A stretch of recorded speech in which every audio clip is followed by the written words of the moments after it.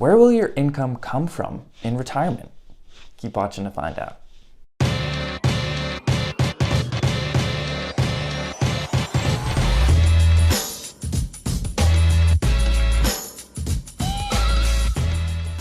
Welcome back to the Mullooly Asset Show. I'm your host, Casey Mullooly, happy to be back for this week's episode. So where's the money going to come from in retirement?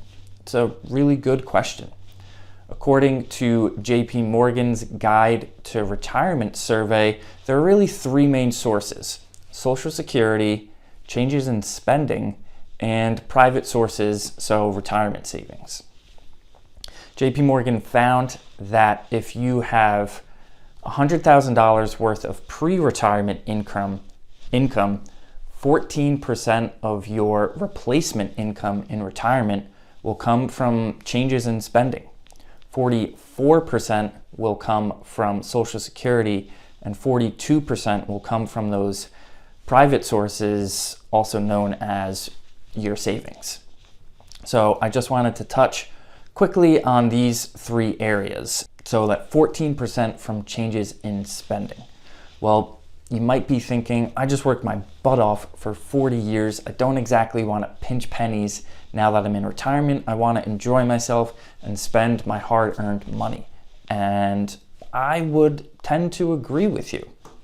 One thing to consider if you were a good saver during your working years is that you won't have to put, let's say you were saving 15% of your income, you won't have to put that money in the bank. So there's a little bit right there. And another thing to consider is that JP Morgan found that spending tends to peak between the ages of 45 and 50. And by the time you get to 65, on average, it decreases by 20%. And by the time you get to 80, it decreases another 23% from when you were 65. So from the peak, that's between 40 and 50% of spending that just naturally tends to get cut. So definitely something to consider.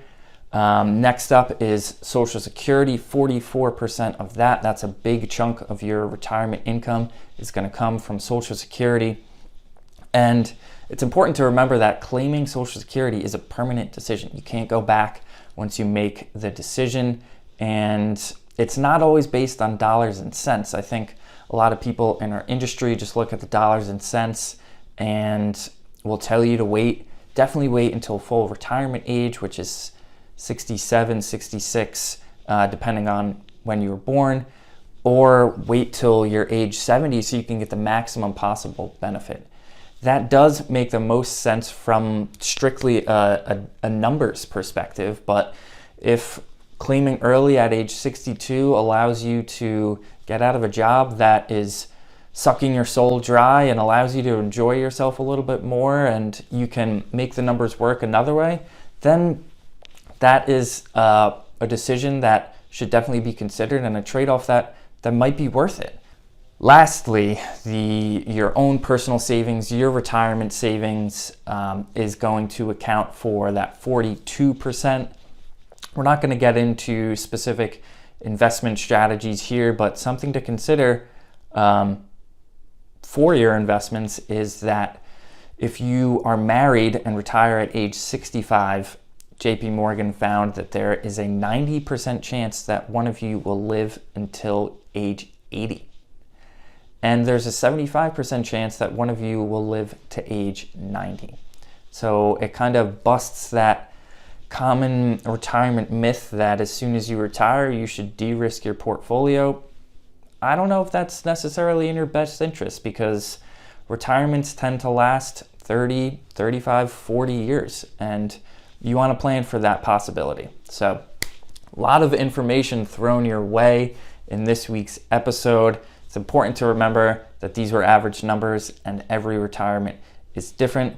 But these are the three main sources of income, of retirement income for the average worker in the United States: changes in spending, Social Security, and retirement or private savings. So that is going to do it for this week's episode. Thank you, as always, for tuning in. We'll be back with you next week.